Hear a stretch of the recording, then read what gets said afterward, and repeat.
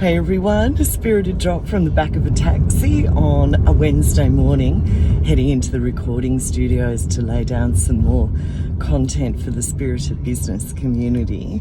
But I wanted to share with you some pondering I've been doing on signs from spirit. So you might have seen in my social media feeds that I was featured in the Psychic News magazine UK this month, which is huge for me. You know, it's the longest standing broadsheet. It used to be broadsheet paper, and now it's a magazine with an online magazine. It's modernised, obviously.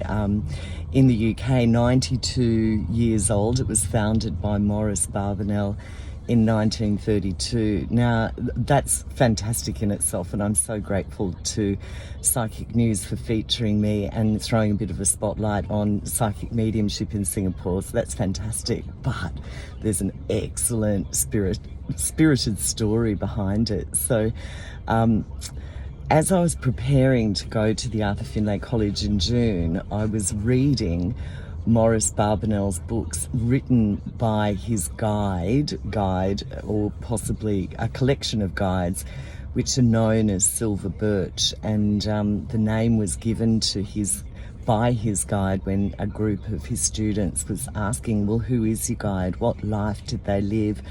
And Maurice Barbanel's guide instructed them to look out the window, and there was a silver birch tree, and so that name stuck. And there's reasons for that, obviously, because I work with guides as well, a spirit team, but I think if I knew who they were and the lives that they lived, I'd get so wrapped up in the story of them that I think I would lose the mainline connection. So I can feel them, I speak with them, I ask them to help me to learn and to facilitate great contacts with my clients, and they do.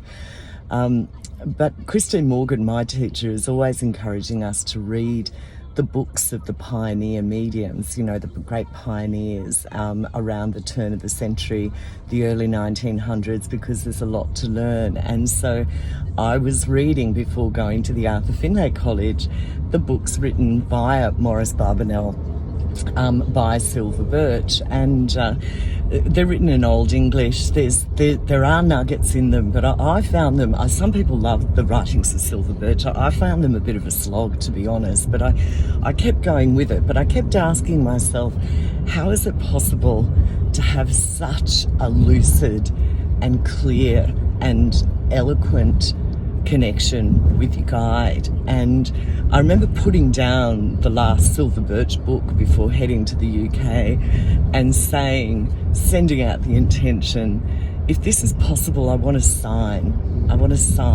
you know, give me a sign if that's possible, politely, thank you. Because of course we can't demand, but we can certainly set intentions, and we can ask, can't we?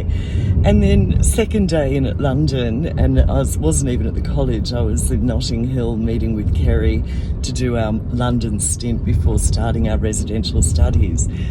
Out of the blue, I get an email from a journalist, Anne Green, who's one of the lead journalists of Psychic News magazine UK, Maurice Barbanel's publication that he started 92 years ago, informing me that they're doing a feature on me and want to know more about mediumship in Singapore.